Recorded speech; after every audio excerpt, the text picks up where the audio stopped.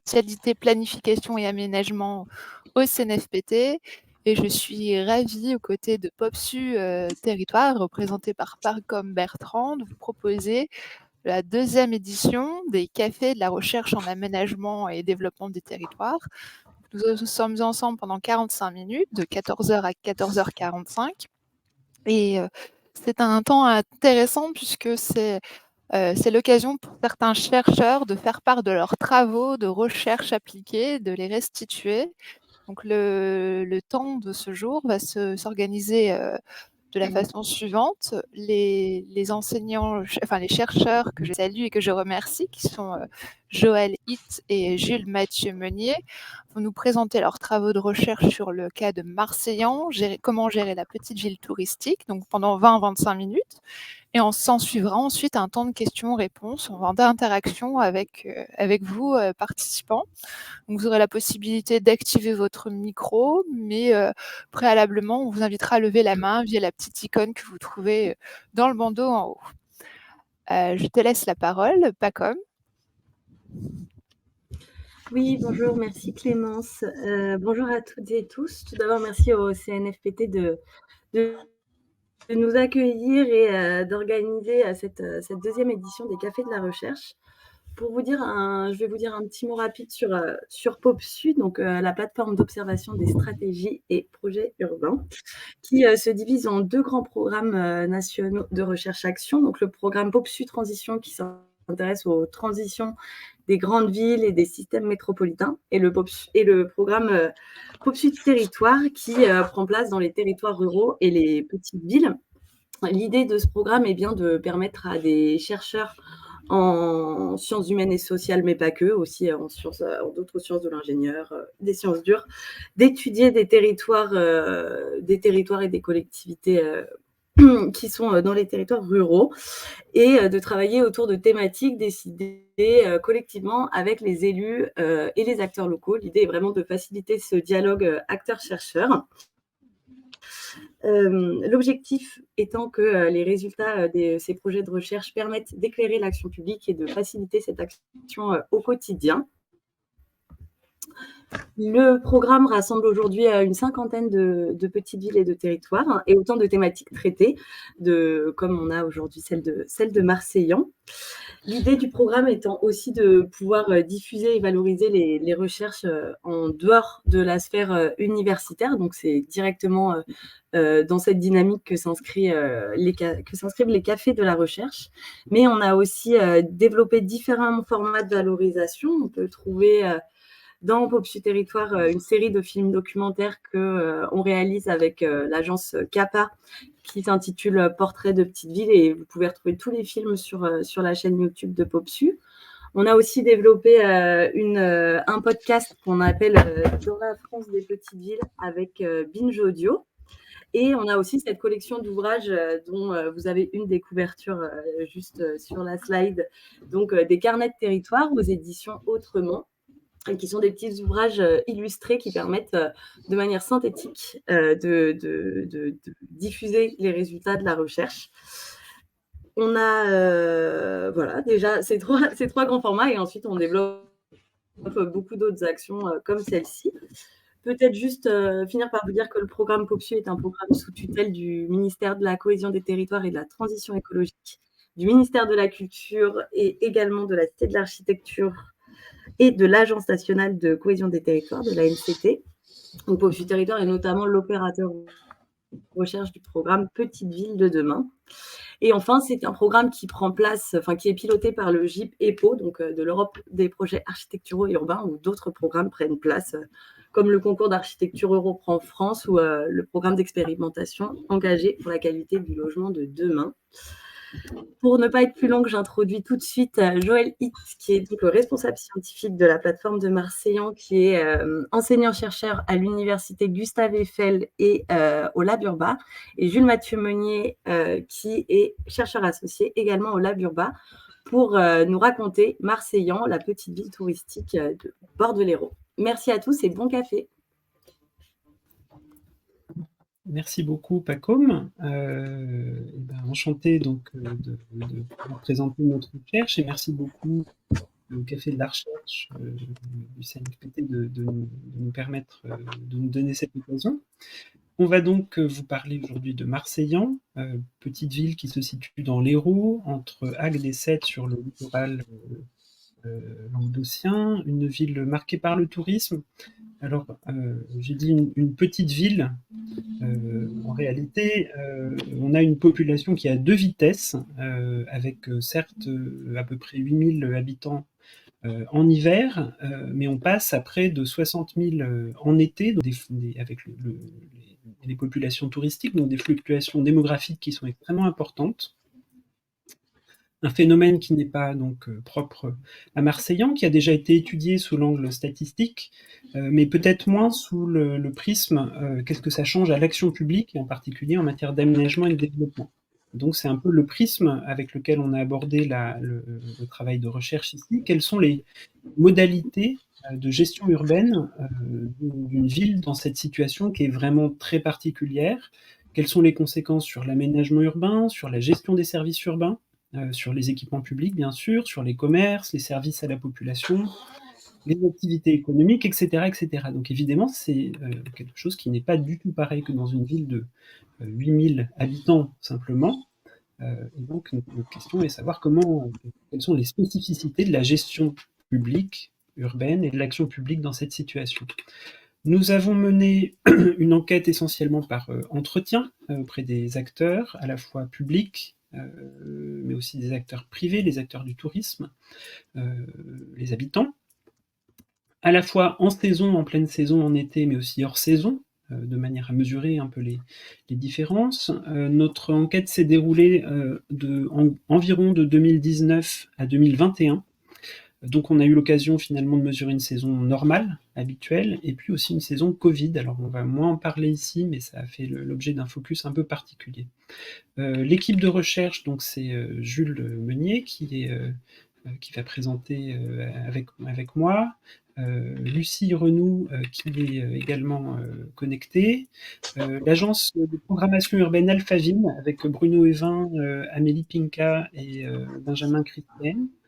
Et puis une collaboration étroite, Pacôme l'a rappelé, le programme POPSU, le principe c'est bien de travailler avec les acteurs locaux, à la fois pour définir la problématique de recherche et puis se poser des questions un petit peu ensemble. Et donc on a été vraiment accompagné pleinement par la ville de Marseillan tout au long de notre travail.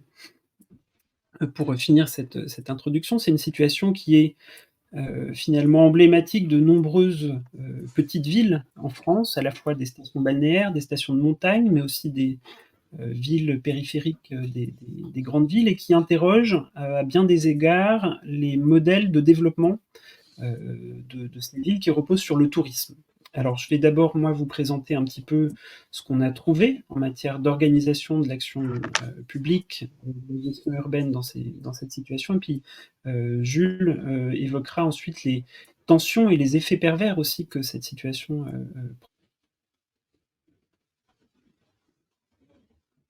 petit peu au départ que finalement la saisonnalité, les fluctuations massives de population allaient être un problème pour l'action publique.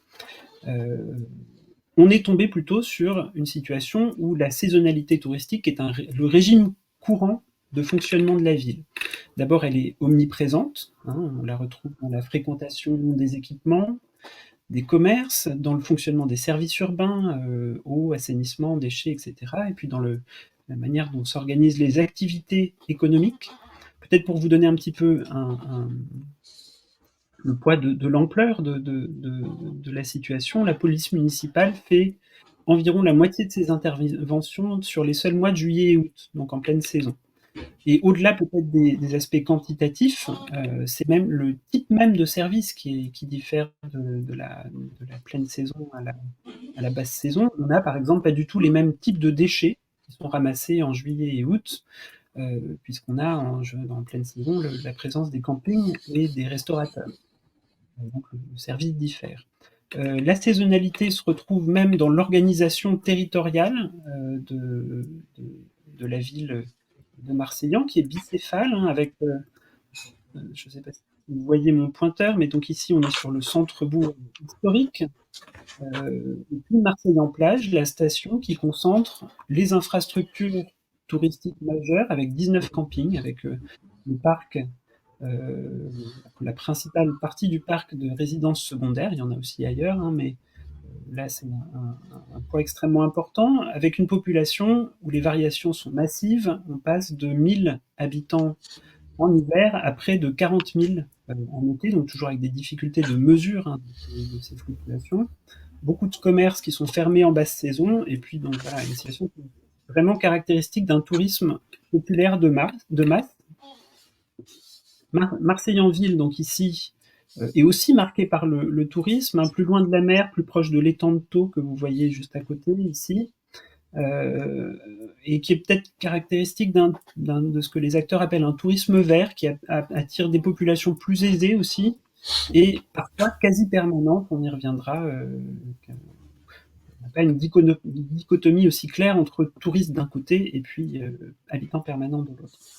Et puis entre les deux, donc ici on a le développement de l'entre-deux périurbain, hein, qui se développe très rapidement entre les années 1980 et 2000. Ça se ralentit après. Aujourd'hui, il se transforme peut-être plus par densification avec des divisions parcellaires. Un développement qui est lié, là encore, à l'attractivité de Marseillan et qui est aussi très très lié à la situation touristique. Alors cette fluctuation démographique, elle impacte l'organisation quotidienne des activités communales sur beaucoup de points, sur les activités économiques, sur les commerces. On a des impacts sur les temporalités de fonctionnement de ces activités. Les commerces et les services à la population modifient leurs heures d'ouverture en saison. Au contraire, ils sont marqués par une sous-activité très forte hors saison. Différenciée selon qu'on soit à la station ou dans le centre, bien sûr. Au-delà encore une fois, des questions quantitatives, on n'a pas le même contenu des activités selon la période de l'année. Peut-être pour donner l'exemple des campings et des hôtels, évidemment ils s'occupent de leurs hôtes en pleine saison, et en hiver ils se concentrent sur l'entretien, la comptabilité, etc. C'est une situation qui pose des problèmes RH, bien sûr, pour les acteurs privés, on le sait, mais également pour les acteurs publics qui sont amenés, eux aussi, la ville de Marseillan est amenée à recruter des saisonniers. Alors évidemment, elle se base sur des agences d'intérim qui sont un peu spécialisées sur la question, mais certains professionnels ont aussi des circuits spécifiques de recrutement dans certaines branches. Les pharmaciens, par exemple, ont un réseau professionnel qui leur permet de faire ça, avec voilà, une organisation qui permet de faire ça. La gestion municipale, on vient à notre sujet, est extrêmement marquée par la saisonnalité, d'autant plus que finalement la bonne gestion de la saisonnalité est considérée par les acteurs comme une composante de l'attractivité du territoire. Donc c'est transverse à toute l'action municipale. Les politiques publiques sont rythmées par la saisonnalité. Juste quelques exemples, l'entretien des voiries se fait hors saison, la livraison des gros projets de la municipalité se fait juste avant le démarrage de la saison, par exemple le projet de réaménagement du port de Marseillan. La conception des équipements est dimensionnée sur le pic de la saison. Le parc de véhicules de nettoyage des voiries est dimensionné pour pouvoir traiter le nettoyage en pleine saison. La préparation de la saison est une activité importante et majeure dans l'activité municipale, avec des réunions intenses en amont de la saison qui associent la municipalité et les acteurs du tourisme, hein, les commerçants, les responsables du camping. Et voilà, cette activité se traduit aussi spatialement avec la structure bicéphale un petit peu de la ville, où certains services sont dédoublés. Par exemple, la police municipale doit en été assurer aussi une ronde quasi permanente dans la station. Alors c'est une caractéristique qui se retrouve dans d'autres stations balnéaires, hein, si on les compare aux autres cas. Alors cette saisonnalité n'est pas sans poser de problèmes et des difficultés de fonctionnement, difficultés pour certains services de trouver un équilibre à l'année. Par exemple, quand on faisait l'enquête, il y avait des vrais problèmes sur le médecin, la présence du médecin à Marseille-en-Plage qui n'arrivait pas à trouver un équilibre de fonctionnement à l'année avec 1000 personnes en basse saison. La police qui a des difficultés à embaucher des intérimaires de plein exercice l'été, hein, ils n'ont pas forcément le droit enfin, voilà, c'est une situation assez complexe. Et surtout des incertitudes que génère la situation, par exemple sur le début et la fin de la saison qui fluctuent en fonction de la météo, les gens viennent plus tard ou au contraire viennent plus tôt, et c'est extrêmement difficile d'anticiper, par exemple, quand installer ou désinstaller les infrastructures touristiques de surveillance des plages, etc. La planification urbaine et l'aménagement, puisqu'on est dans un café un peu spécialisé sur ces questions, est aussi marqué par ces incertitudes. Par exemple, quand on prévoit un projet d'aménagement, quelle est la part des nouveaux logements qui va devenir des résidences secondaires? C'est quelque chose d'extrêmement dur à anticiper et à contrôler. Comment dimensionner les projets d'espace public quand on peine à comprendre quelle est la population réelle présente? Voilà. Alors, notre analyse un petit peu de cette situation. Excusez-moi, je crois que je suis allé tout au fond. Ah, il manque des diapos, c'est pas grave. On va continuer sans les diapos. Notre analyse, c'est finalement que les politiques urbaines peuvent être comprises comme des politiques d'investissement touristique qui s'inscrivent dans une stratégie de long terme de développement touristique. Les politiques urbaines et aussi dans les autres domaines vont toutes vers le renforcement et l'amélioration de l'offre touristique comme moteur d'attractivité et de développement économique de la région, le développement du port, la surveillance des plages, tout ça va vers l'idée qu'on est dans le renforcement du moteur économique local. La station, par exemple, est un lieu d'investissement public qui a fait l'objet d'investissements publics assez majeurs. Le grand projet de rénovation de l'avenue de la Méditerranée et du réaménagement du front de mer, mais aussi privé, avec la restructuration qui s'est faite ces dernières années des campings, ainsi que des plus petits investissements dans des maisons secondaires par des habitants locaux qui sont loués l'été. Un point peut-être central, c'est que finalement l'action publique urbaine est traversée par la nécessité de gérer des compromis socio-économiques assez majeurs dans la société locale, la nécessité de pondérer et d'équilibrer entre les habitants permanents et non permanents, d'équilibrer entre le territorialement entre la ville et la station, entre les habitants nés à Marseillan et ceux qui sont arrivés plus tardivement. Par exemple, comment concilier les attentes divergentes entre les touristes et les habitants permanents, quand on développe une offre de logement, est-ce qu'on la développe pour les touristes ou pour les permanents? Et donc il y a à chaque fois un équilibre un peu à trouver, avec l'idée que les permanents puissent finalement, c'est ça qui tient un peu ces politiques, que les habitants permanents puissent profiter des aménagements touristiques, des commerces, etc., qui n'existeraient pas si ils étaient simplement dans une petite ville de 8000 habitants tout le temps. Et donc ça se traduit dans les projets, dans la manière dont ils sont conçus, mais aussi dans une régulation de l'action municipale au quotidien, avec une cogestion de la saison avec les professionnels du tourisme, j'en ai parlé, mais aussi plus simplement avec des instances de proximité, des comités de quartier, etc. Donc la gestion municipale et l'action publique sont finalement marquées par le tourisme et la saisonnalité, ce qui n'est pas sans poser des problèmes, des tensions et des effets pervers, et donc je laisse la parole à Jules qui va vous les présenter. Merci Joël. Donc oui, effectivement, on bascule sur la partie des résultats de la recherche qu'on avait un peu pris l'habitude avec Lucie et Joël de qualifier par, excusez-moi, les expressions envers du décor, revers de la médaille. On a fait le choix ici de parler plus sobrement de tensions et d'effets pervers du tourisme. Un titre néanmoins qui annonce la couleur et la tonalité d'ensemble de cette partie. Donc des tensions, des effets pervers qui sont abordés sous 3 angles principaux. Ils transparaissent d'abord dans certains traits de la population ou de la sociologie marseillanaise, qui est marquée par une certaine hétérogénéité sociodémographique et par des dynamiques de fragmentation sociale.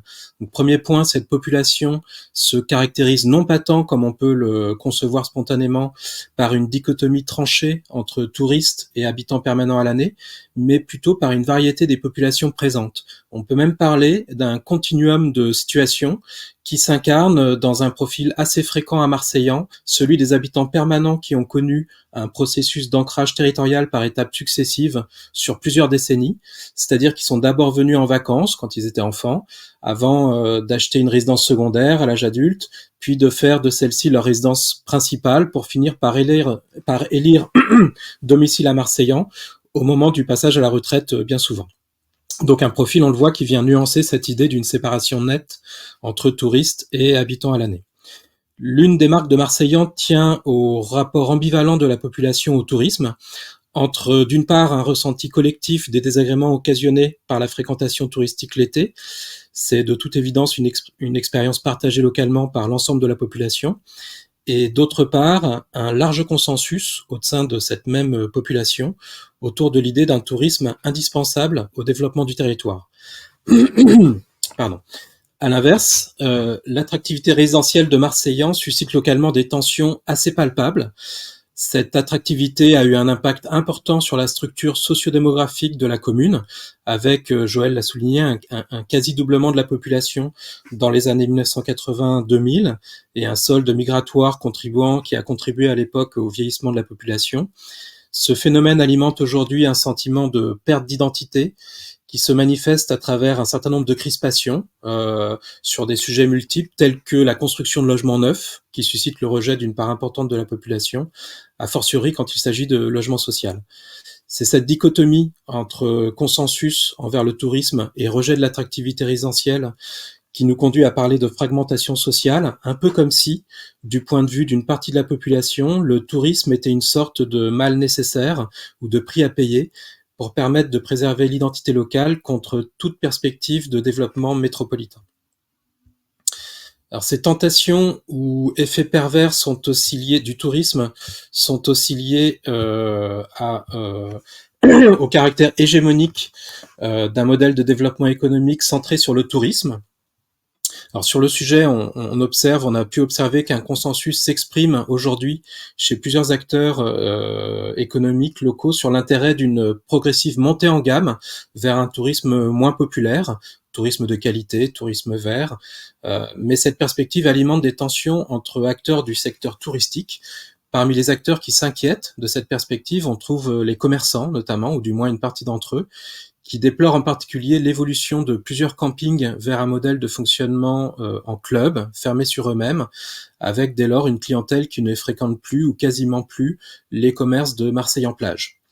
Une inquiétude similaire s'exprime à Marseille-en-Ville envers l'impact du futur projet immobilier de ressort touristique Luxe La Barraquette. Pour d'autres acteurs économiques, la vocation touristique de Marseillan apparaît source à la fois de dynamisme et de nuisance. C'est le cas de la conchiliculture, pour laquelle l'attractivité touristique de Marseillan et du bassin de Thau favorise l'essor de la vente au mât, mais se traduit aussi par le développement des usages touristiques du bassin et donc par une pollution accrue de ce milieu qui nuit au bout du compte à la production. C'est le cas aussi de l'industrie navale, secteur d'activité dans lequel les entreprises sont poussées à se réimplanter dans l'arrière-pays du fait de conflits d'usage avec les touristes sur le littoral. Les tensions et effets pervers du tourisme se manifestent enfin à travers les processus d'urbanisation. Une urbanisation sous pression du fait à la fois du déficit de foncier disponible et du niveau d'attractivité résidentielle élevé.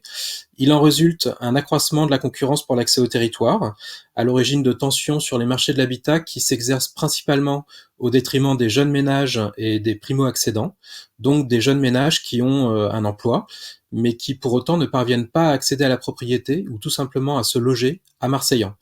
Le modèle touristique de développement qui propose pour une grande part aux jeunes ménages des emplois saisonniers et précaires tend à fragiliser un peu plus de ce point de vue leur position sur le marché immobilier, notamment quand il s'agit pour eux de solliciter un prêt auprès d'une banque. Le tourisme comporte également, avec l'urbanisation et les autres activités économiques, des effets pervers sur l'environnement.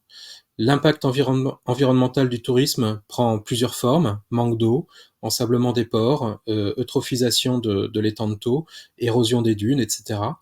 Or, les politiques locales et les aménagements mis en œuvre pour réduire cet impact butent sur la réticence des acteurs locaux à limiter la démographie touristique de manière conséquente et à remettre en cause un modèle de développement exclusivement basé sur le tourisme. En conclusion, on a souhaité mettre en avant deux résultats de la recherche. Premier résultat qui conforte un peu une hypothèse de départ, c'est le constat d'un sentier de dépendance très forte au tourisme. Un phénomène en l'occurrence qui n'a rien d'exceptionnel. La situation de Marseillan présente des similitudes de ce point de vue avec de nombreuses stations balnéaires en France et ailleurs.